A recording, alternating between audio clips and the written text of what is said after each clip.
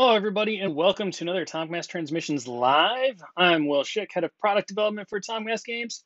Very excited that you can be here with me today as we dive into Paint the Ancient One, one of the newest Mystic batch of characters that's coming out in September for Marvel Crisis Protocol. With that said, we got a lot of work to do. I want to see if we can get through this entire character in the hour. So I'm going to get this camera off of me and get it onto the star of our show, which is the miniature, and we're going to get things started. So here is our Ancient One. I think this is the first time that anyone has seen that she does have two hat options. So there is the one that was shown off in the video, and I believe has been in all of the marketing images so far, which is hood down. But she does come with a hood up option. I love the hood up option. I love the mysteriousness of hiding the face and everything, that it just kind of adds to the whole thing. It was a great reveal in the movie as well. So this is what I'm going to use. However, I'm going to go ahead and I'm going to change the color scheme today. So I thought it would be really fun to do a more classic comic book costume colors for her. So our Ancient One will kind of have a throwback to the comics. So we're going to be looking at using some purple magentas, some blues, some blacks, and we're just going to kind of like dive in and do that going on. So the colors that I've chosen for my purples, I'm going to be using Sunset Purple from Scale, and then their Fuchsia colors. These are going to kind of be my base foundations for all of the robes and everything. I've also got Hold Your Blue, which I'll be using for some of the blues, and then we'll be using that for some of the blacks as well, I think. So overall, a lot of different options going on here. First thing I'm going to do is I'm just going to find a brush, which I probably should have done to start. And we're going to get some of this fuchsia on our well palette. We're going to thin it out a little bit. Do a really quick overall wash with this, and then we're going to start building in. We could wet blend. Do we want a wet blend? Maybe we want a wet blend today. So we can either do a wash, then we could start building up the layers with the purples. We could do a wet blend. I'm kind of feeling like maybe I want to do some wet blending today. That sounds kind of fun. So give me 1 second. We're going to get this set up. Let's see. Out of everything coming to the table, which are you most excited to see playing with? Man, that's a tough question. There's a lot of really cool stuff that's coming. The Mystic Wave is chock full of some amazing characters. Obviously, I'm very excited to see people get their hands on the next big Ultimate encounter, which is Dormammu. I really like seeing folks get to play kind of together in those different game modes, 2v1 and all that stuff. So that's gonna be really cool. Like personally, the one that I'm most excited about, if I had to pick like one, Blade is definitely one of my favorite characters.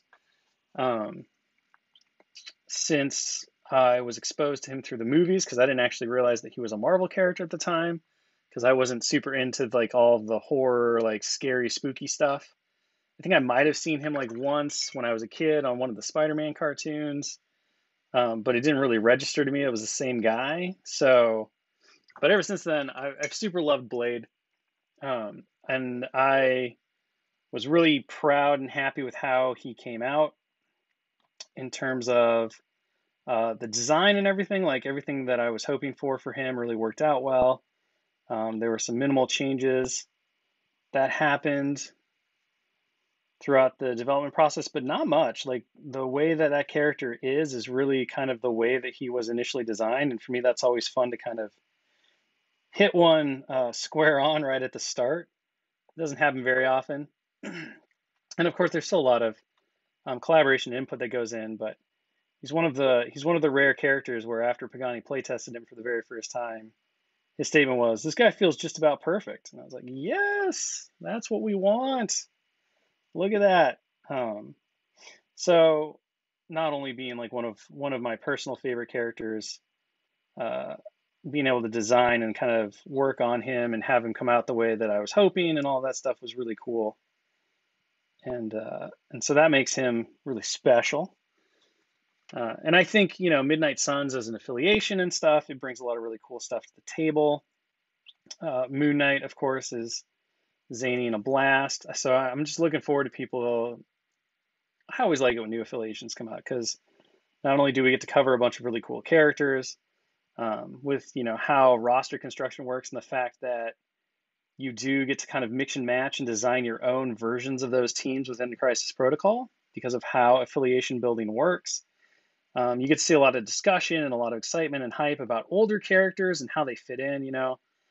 Ghost Rider is one of my all-time favorite Marvel characters, just in terms of his design and everything else as well. So knowing that he now gets to have his home in the Midnight Suns is really exciting and fun.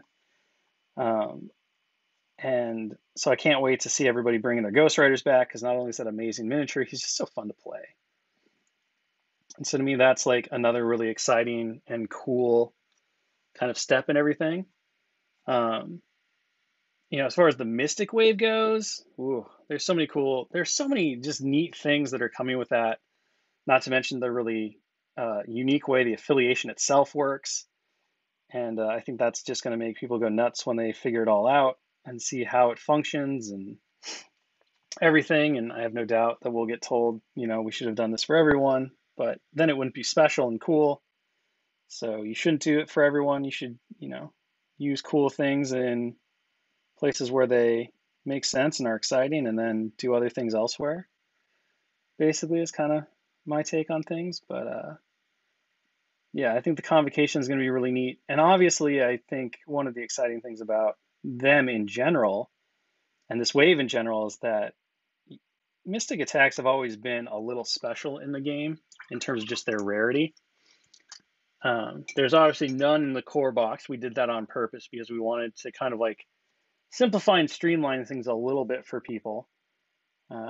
So we made the choice to kind of only have 2 attack types people had to worry about, and it worked out because of the characters that were in there. Really, they didn't require the use of the Mystic kind of tag to feel right.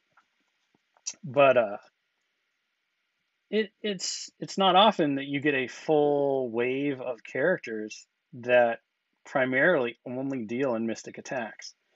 And so I think that's going to be really cool. And obviously, as these characters sub in other affiliations and into other lists and stuff like that, rosters, they're gonna pose a lot of like interesting challenges and questions. They're gonna open up characters that maybe haven't quite found their place yet, but now they're gonna have more of an impact and a reason. And that's part of what's really fun about just working on miniature games in general, is that they're ever living and evolving. So we talk about how you get to plant seeds in one spot and then reap the benefits of that later on. And sometimes people, they don't see the whole plan, and they don't see kind of what you're building towards. And so there's a lot of questions like, why would they do it this way? Why is it this way? Why is it that? And sometimes those things are on purpose. Sometimes they just give you the design space and the ability to come back to them later. So always kind of planning for the future is really important, and is something that makes it really fun, because then as you do that and you wind up getting to that point, again, you do get to see people come back and rediscover characters and breathe new life into things and have all this really fun time where everyone's like kind of re-exploring and everything's new again. And that doesn't happen with every release, but I think this Mystic Wave for sure is going to do that in many different ways. And to me, that's really exciting as well. Play Deadpool against everyone new. Yeah, I mean, Deadpool certainly has his spot. I think, the recent release, Jean Grey, has a huge impact once that Mystic Wave comes out as well. And I don't know if people have really been thinking about that, but her ability to just protect her allies from mind control in the way in which we kind of established it in the game itself is such a huge deal, and just becomes more and more important as you kind of look at these things and you start to see how everything's going to come together. And of course, players will define that as well. Your area, people may be really hot on the Mystics. You might have people who love the Doctor Strange comics and characters, and so you'll wind up seeing them a lot on the table. And there will always be other play groups that are like, Doctor Strange, it's fine, but it's not our cup of tea. You don't really have a player who wants to go on all in on that. And so everybody's mileage varies, but that's also the cool thing about, just these kind of communities in general, and the way in which we play together is a lot of what is quote unquote good is really defined based on the community you're playing with. if everybody loves Mystic characters, having oh, here you go, Jashlock. This is the purple. I know you can't hear me telling you this because you said you don't watch it with audio, but that's the purple. I see you. I see you. And I watered it down. You can't hear that part, but I did. If you go back and rewatch it, it's just got a little glazed medium and stuff in it. So anyway, there's a lot of that stuff that goes along with it too, and obviously it's very important to everything. I kind of went crazy on this purple, but I do really like the purple. Now we got to figure out how to get the magenta in there, but we can do that as it dries. Oh dear, pulling that color away. Kind of in that really dangerous stage that you always get to with glazes and stuff, where we're just dry enough that if we try to mess with it, it'll really screw up our colors because the brush will actually pull the paint away. So we are kind of at the point where it's like, okay, well, now just leave it alone, come back in and mess with it later, and it'll be fine. I do want to make sure I'm covering all that stuff.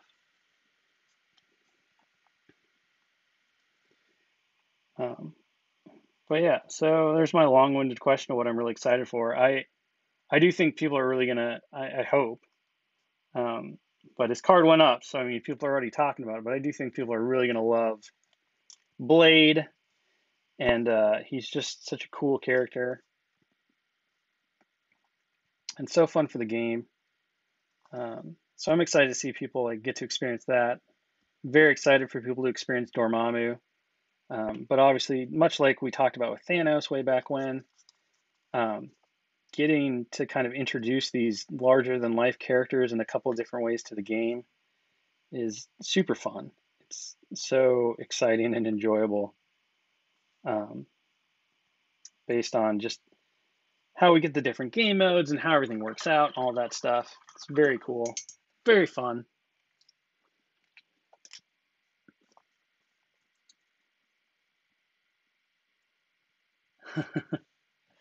Yeah, we're always looking for exciting designs and ways to do ways to kind of do the bases to make the characters dynamic and interesting. Of course, we got to do something really fun with Ancient One where we did the power kind of ensorceling her feet. Very anime inspired design, but I think really gives the sense that like she's just this kind of calm, badass character who is just all ready to go all in here. And Ancient One was definitely one that was a cool character kind of story in general, because we started and she kind of had this defined role, and she was definitely meant to be a very aggressive. She's one of the damage dealers for the Convocation. She doesn't mess around, and that was kind of very evocative of the scenes that we see her in, especially from the movie that inspired her design and stuff.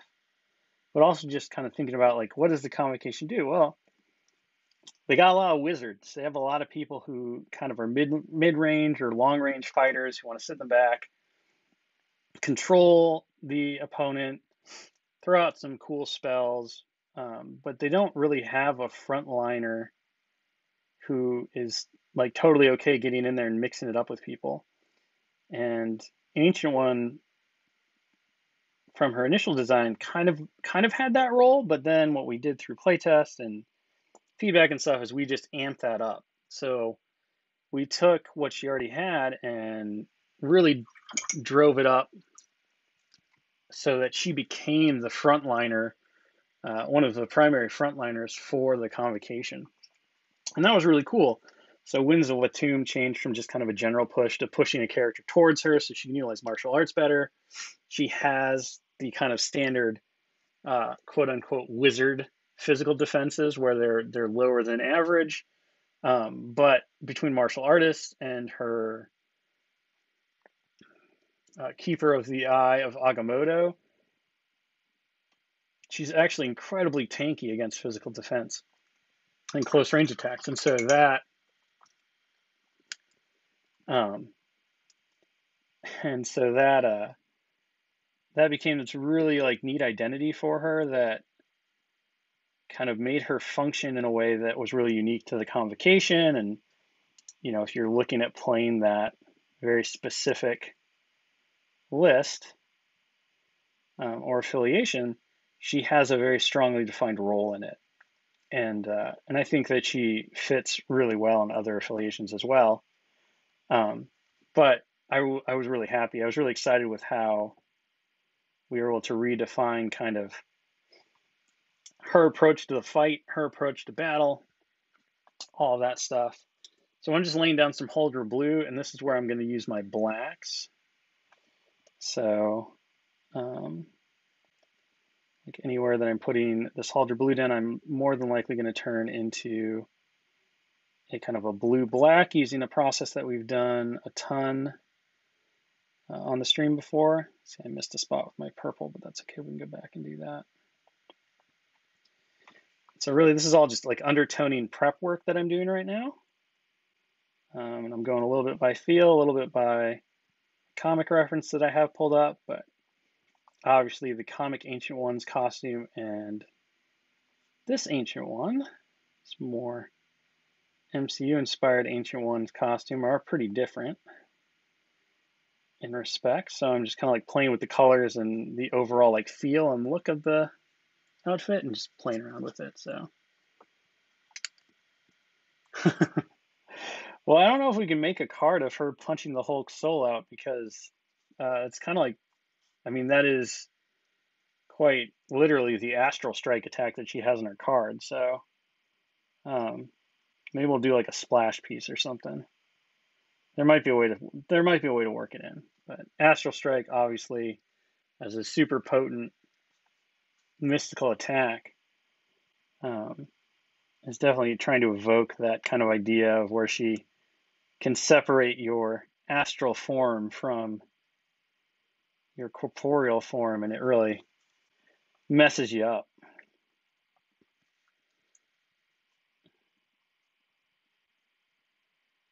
Keep up with this Huldra blue here.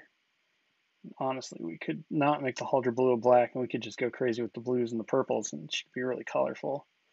Not sure if I'm into that idea though or not. So, oh, there's a Dallas.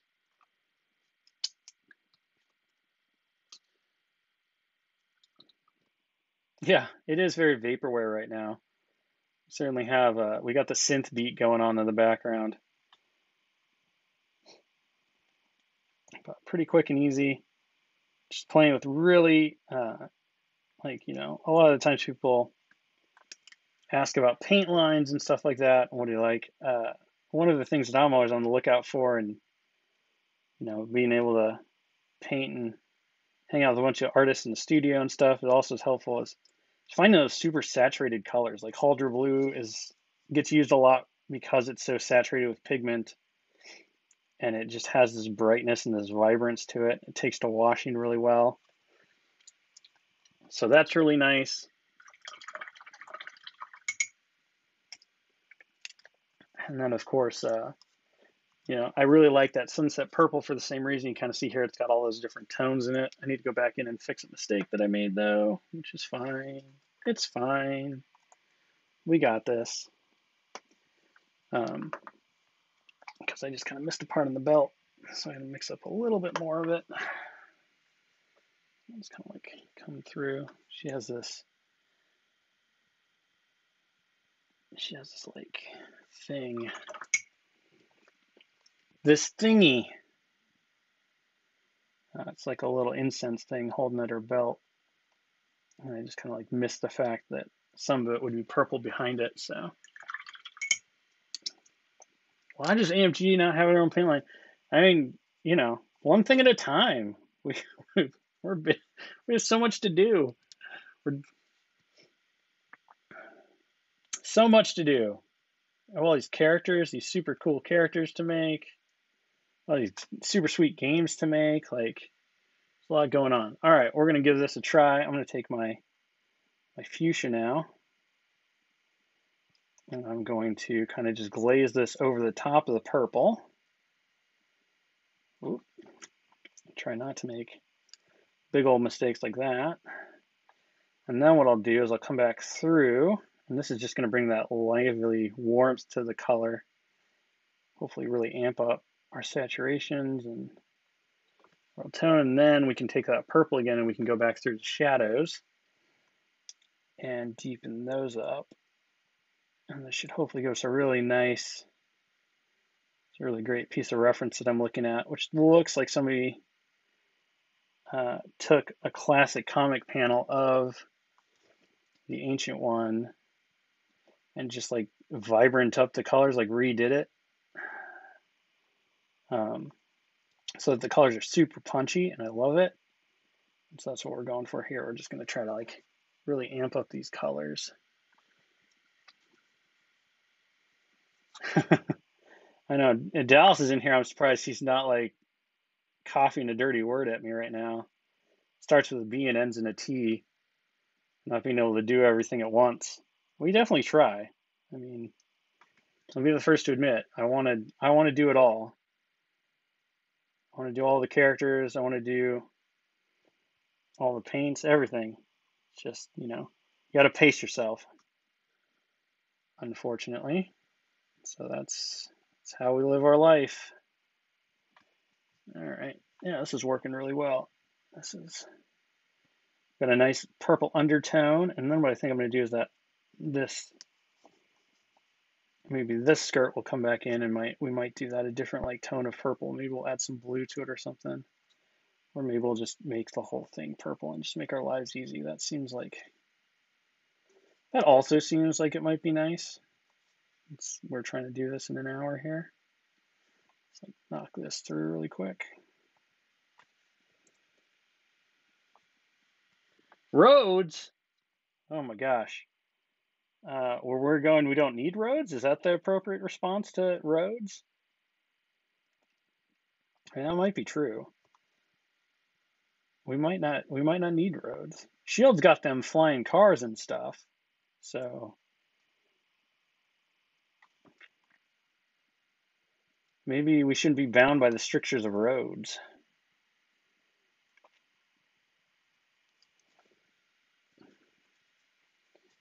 All right. See, my issue is like this weird little back skirt. What is this back skirt? It's so strange. That's okay. We're gonna do this, and then we're gonna layer the undersides of the robes with a blue. We'll darken those up. Maybe we'll try a little Huldra and see what happens with that, since we have it mixed up on the palette. That blue and purple should make a nice deep kind of navy, I guess. All right, so 1920 chocolate chip cookies. I don't even know what's happening right now. Okay, so we'll go back to our Huldra blue. See if we can deepen up some of this purple. Just knocked out. Turn that off. How do I approach it? Well, when I'm approaching an alt art scheme, release the budgies. Well, one, if you've already painted one, then if you want them to match, you kind of have to go that way. But normally what I'll do is I just find a reference that I really like, whether that's from comics, from an artist, like, some kind of fan art or something, or just colors that I like to paint. And then the real trick to it is just kind of think about, okay, how am I balancing my colors? Like, what's my tetrarch, if you want to be really artsy about it? Like, where's your triangles? Think about everything in triangles. So, you've got your black, your purple, and then like your blue, and how are you matching those up? You can get really like into it. I think overall, I personally think that, once you've looked at enough miniatures and you've spent your whole life looking at art, whether it's comic art or real art or just, drawings on the internet, you kind of start to naturally learn how to balance your colors. But the biggest thing is like pick 3 colors. Kind of always go with pick 3 colors, and then build out from there. And you're looking for, if you want to get a color wheel involved so that you can make sure your colors are kind of, let's see, do we want to do, I think, this is kind of decision time for me. I think I do. I think I'm going to do this. We're going to do that darker undertone purple here on the suit, and we're just going to live with what happens. Maybe we'll like it, maybe we won't. We can always go back and fix it later. And by fix it, I mean completely repaint it if that section just doesn't work, because we're using nice and thin paint. So let's just see what happens here. But yeah, pick like 3 colors. You want your like here, the purple, this magenta purple is our big primary color. Then we have our darker blue purple, which is kind of our, I would say, tertiary color, because it's not going to be used quite as much. So it's just there for kind of the look. And then our black, or if we just left it, our Huldra blue would be kind of our secondary or complementary color. And then we'll come back through here, and this will be how we deepen up the hood. The inside of the hood. Use this as well. Go like that, I guess, a little bit, because that hood is quite billowing open from her power. So we have that going on.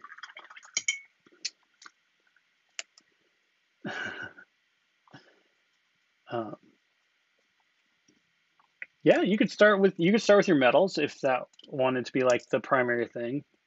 I mean, your silvers are usually silvers, so okay. So here's our synthwave. Oh nope, we're gonna do these interior wrapping things here.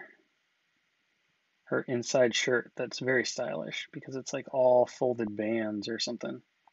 I don't really understand it, but it looks cool.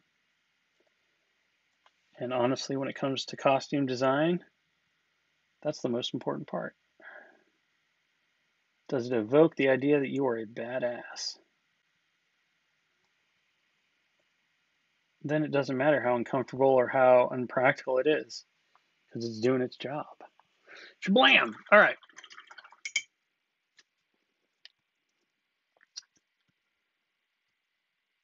All right, so I'm going to mix up a really quick black ink kind of wash. I'm just going to cheat. I'm going to use my little game wash from Vallejo black wash. I'm going to add a little bit of actual like flat black to it, a little bit of glaze medium, and then we're going to dive in and we're going to go over all these Huldra blue areas. At the very least, we're going to start with the pants, and then we're going to decide if we want to do those straps of cloth or not.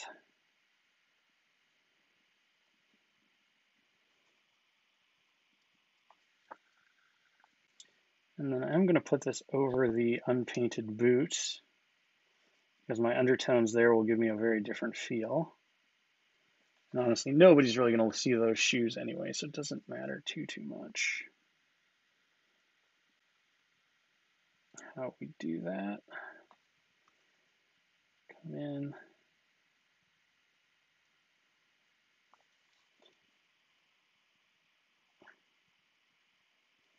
Look at the pants, and this will probably be a 2-coat application, I would guess. We'll see how it dries. Dormammu is August, along with Blade and Moon Knight.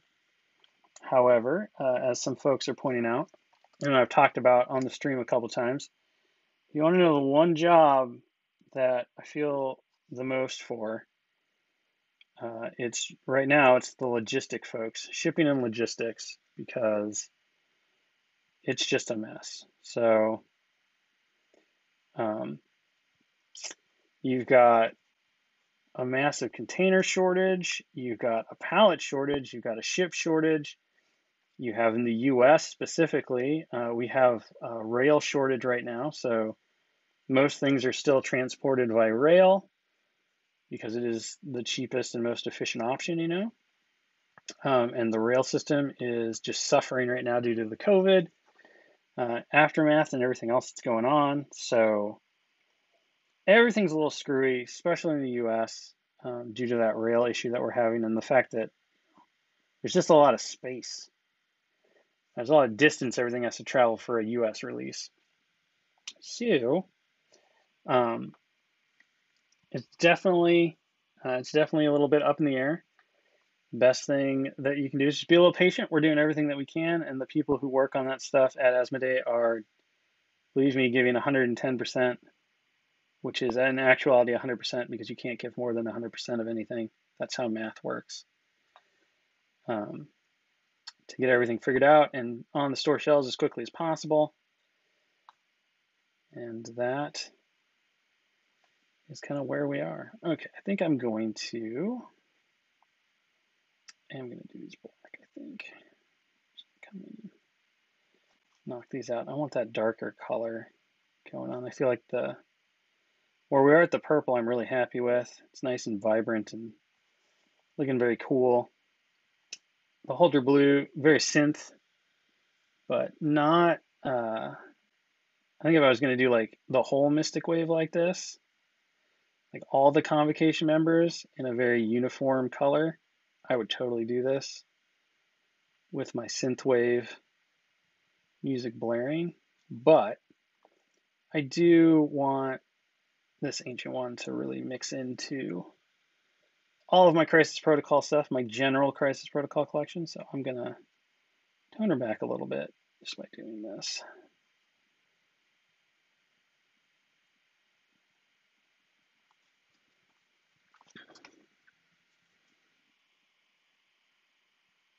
I know BK and John, our marketing folks, are working pretty hard to make sure that whenever we have up-to-date information or new information that we feel is really accurate, they're sharing that on the streams and via social media and stuff. But it is an ever-changing and evolving situation, and so that's kind of led us to be a little more obscure about when things might be releasing in terms of especially the US right now. That's because we don't want to set up expectations that we know may not get hit.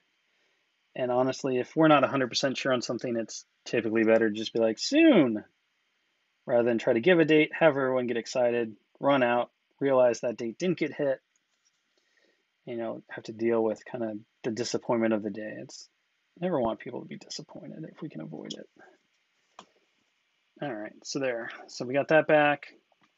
It's looking pretty good. I'm liking these colors.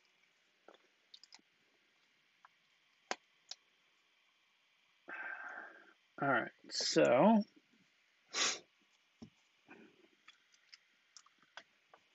okay.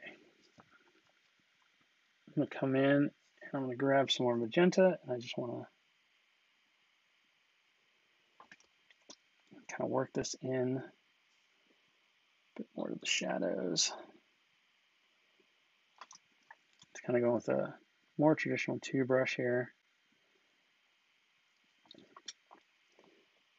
I just kind of want to work that mid-tone a little bit to make sure that the folds of the cloth and the edges are nice and light. So not trying to obscure that stuff, just kind of like looking at the middle line of the cloth, and then we can go back through and do a little bit more highlighting. And of course, wherever we have those deepest recesses, we can come back through and we can add a little bit more shading, whether with our purple or with everything else.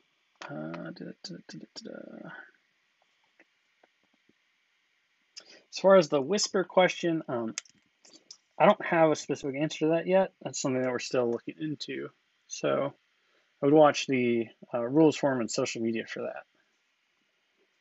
Okay, I'm gonna thin this out pretty good. So I'm just going back to my Sunset Violet. I just want to like build in these shadows a bit more.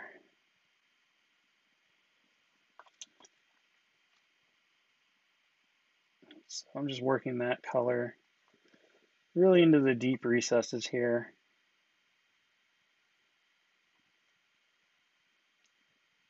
cloth. And then using my secondary brush to kind of come in. Really do that out. When should you paint Dormammu? I think this week, right? Right?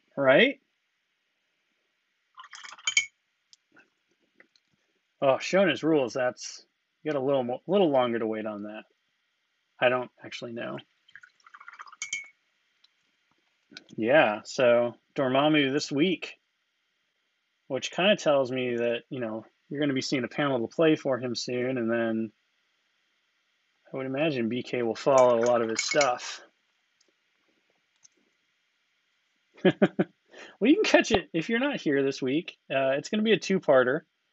He's a big boy, so Dallas is going to be working on him for at least 2 streams. So you can catch one on tape and catch the wrap-up, which will probably be the most exciting part.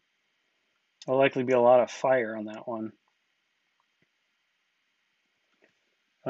When you're back the following week, you see? So everything will work out. Everything will work great.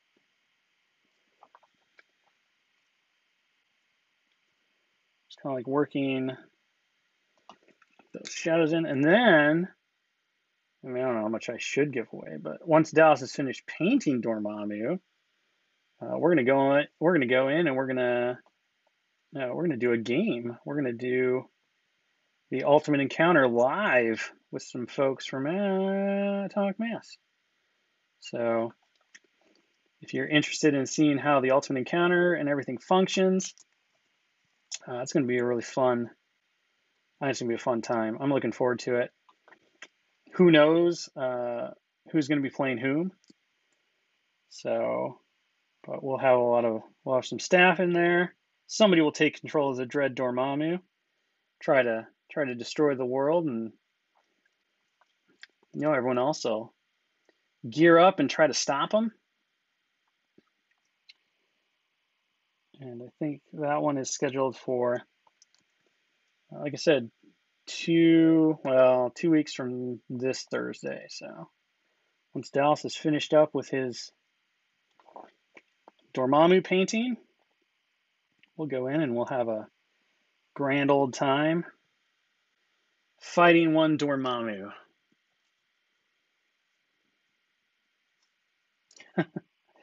No, Spider-Man won't be getting his Avengers leadership or membership card. He's always, you know, for most of his career, he's been a reserve member. So that's kind of what the affiliation system shows in terms of how these characters can like mix and match in and out. I think if we ever did I shouldn't say ever, the inevitable day when we do the Spider-Man who is an Avenger, it will be that encapsulating point of time when he was living in the mansion and, you know, he was really all in as an Avenger should be, rather than just showing up from time to time because he's Spider-Man. And, you know, who doesn't want Spider-Man or Wolverine to guest star in your run? Everybody does. They're in high demand.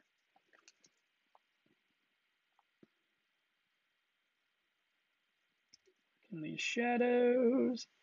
There's something too where, honestly, it's a skill that I need to start working at. Can you show Dorm next to another mini that I don't have my Dormammu here, so I can't. I did it before. There's a picture of it. But I do not have my Dormammu here anymore. I took it to the office. So the one that I showed on stream, I don't have available, and I don't have another one built. But I did, if you go check out the Doctor Strange, the new Doctor Strange Sorcerer Supreme stream that we did, I did show Dormammu next to Thanos, and of course next to miniature Ant-Man, and some other ones. Spider-Ham. Have we considered Spider? How can you not consider Spider-Ham? But yeah, go check that out. Because unfortunately I can't replicate. I would if I could, but I can't because I don't have Dorm here anymore. I took him away. I took him to the office. for people in needs. But he is very large. He is appropriately large. Dallas can correct me if I'm completely off base, but I believe he's almost, or he is perfectly 5 inches tall. So he is the tallest miniature that we have done. And befitting that, he's also the highest base threat of any character that we have done in Crisis Protocol. So he's got a lot of unique stuff going to him, as befits the ruler of the Dark Dimension.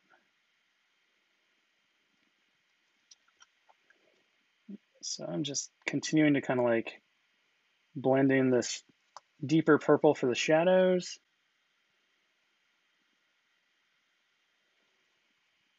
We're getting some really nice contrast and color pop going on here. So you can see how everything's kind of like now working together, where we have this really nice magenta-y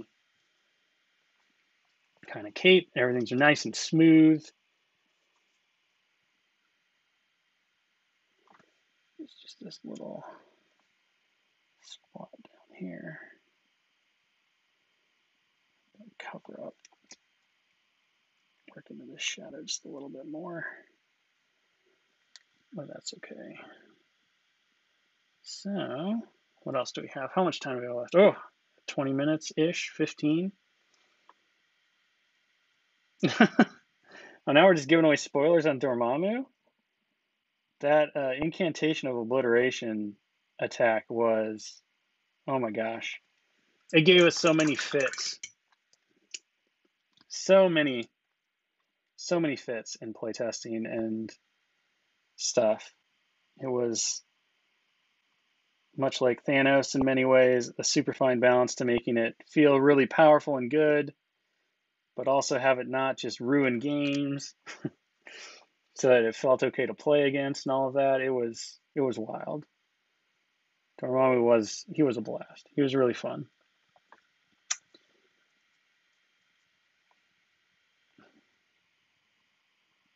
You just like the name. It's a cool name. It's a cool name. Pagani nailed it on that one. Much like Thanos, Pagani was the Thanos and Magneto. Pagani's he's very keen and excited by anything that's like a super big character. So whenever we wind up kind of getting to those, I was really like deferring to him because he has a knack for building out these really crazy, powerful, like single monster characters. And he always does his research really well and comes up with really cool, fun names. And then I like it because the tables turn, so he gets to walk over the design document, and I get to read it while muttering to myself and going, and then I'm like, did you really think this through? He's like, what do you mean? I'm like, this and this. What about this? So we get to reverse roles for a little bit. I get to pick on him instead.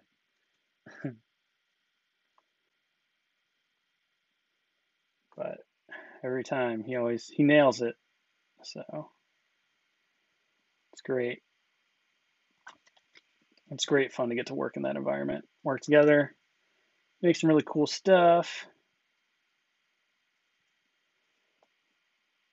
and then just watch as everybody's jaws drop as it comes through playtest, and talk about it in our development meetings and stuff. And like, oh yeah, we're gonna do this. It's gonna be great. And everyone's like, you can't do that. That's nuts. I'm like, oh, we can, and we will. We'll figure it out.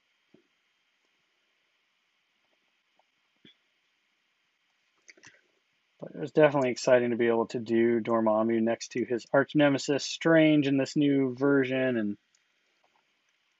get all the mystics. So it feels really appropriate when you want to play those thematic games where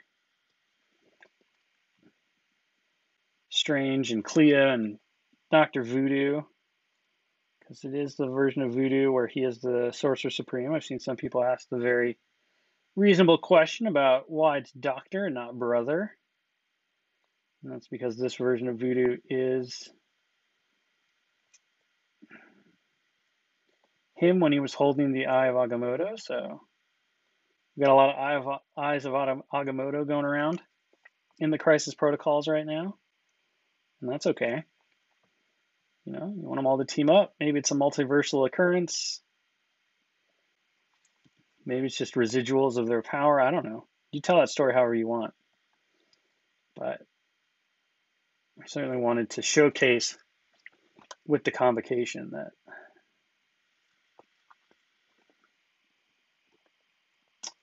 the fact that you know, there have been many who have guarded over the eye and held the title of Sorcerer Supreme, and that gave us the opportunity to do some really fun stuff.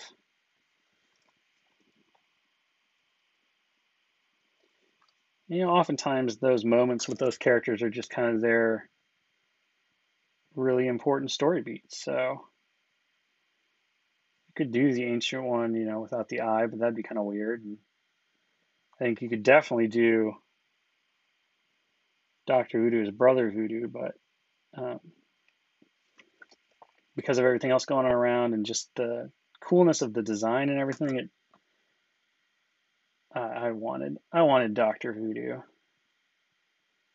in the game first, and so you know that's what we did. And Marvel was very cool about all of it. They're always so helpful and participate in helping us kind of like navigate all of the complexities of the characters in terms of like who and where and what and how. And when we need that advice, they can always come through. So it's a nice partnership there as well, where we get to put characters into the game that are super awesome from the comics that may not be the most recognizable, or, you know, from time to time, kind of do our own spin on designs that try to mimic or give the best version of the character from the different media forms. All of it kind of works out. It's very fun. Hood was fun as well. Obviously, doing any kind of transforming character is kind of a big deal, right? So, and as I think I mentioned when the trailer came out, we had so much fun with Hood, and there was so much stuff to do. We wound up having to split his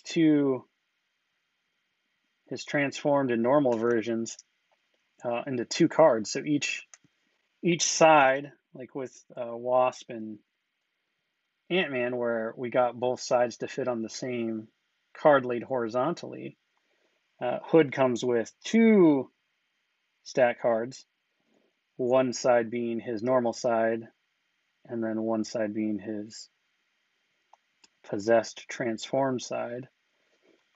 And so it works mechanically exactly like Ant-Man and Wasp does. It's just instead of all the information being on one horizontal card, you have 2 normal stat cards that are placed vertically next to each other to create one monster stat card.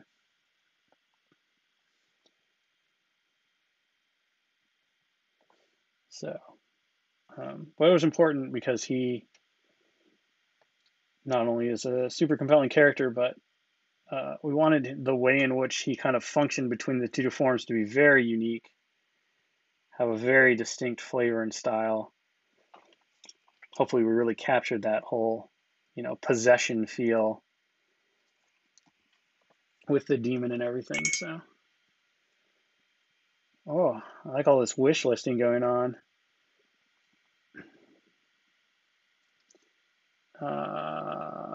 Some mini Stravaganza too. We will be holding mini strat. So I don't have like exact dates.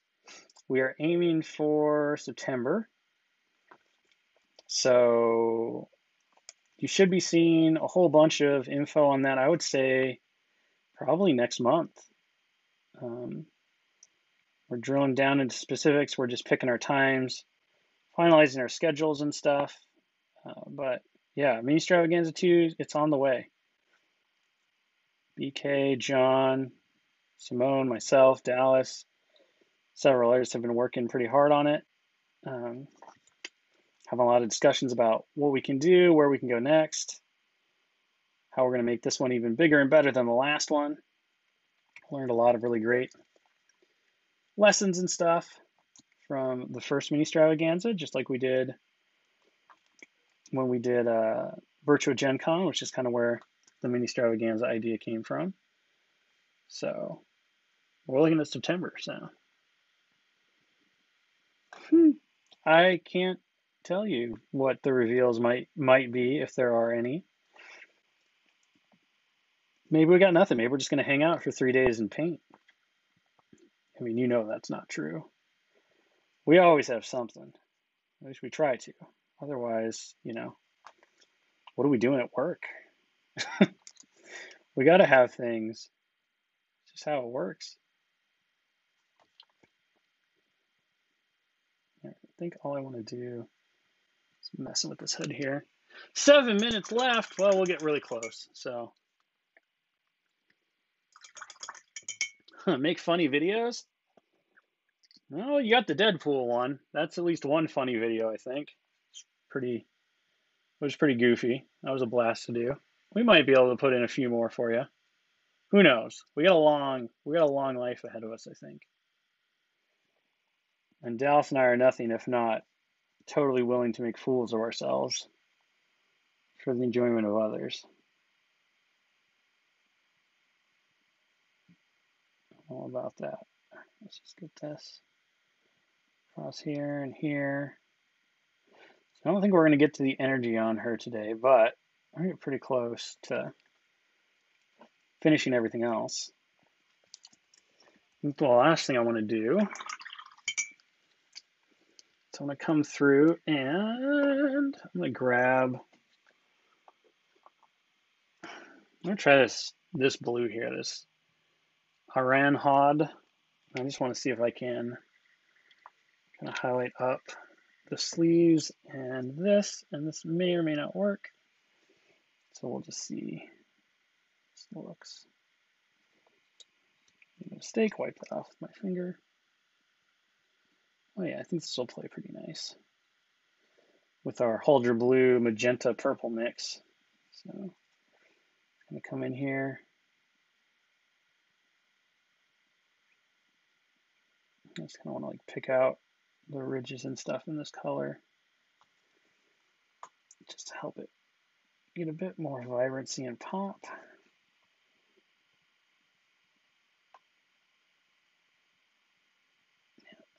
Yeah. Over here,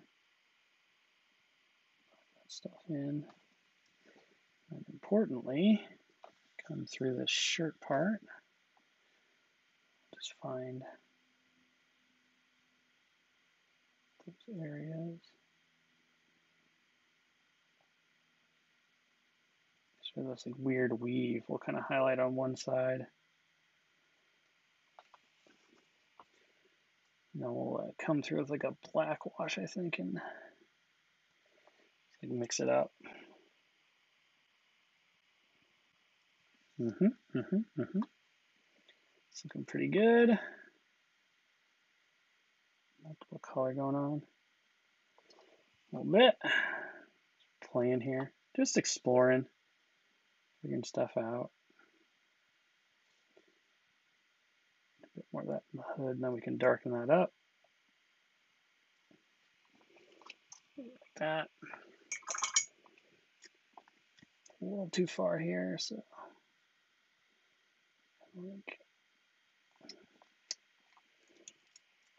back out. Get the face done really quick. So let's grab some Ishtar flesh, which is somewhere. That's not it. It's Harvester. Resurrection. You're just going to hear me say all of the names of my paints now. There we go. Ishtar pink. Let's put this on the face and the arms, and we'll get that glow later.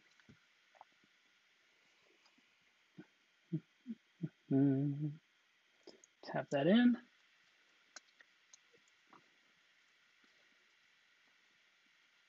If I was going to redo the core set, I mean, honestly, I don't think that I would change the characters in it.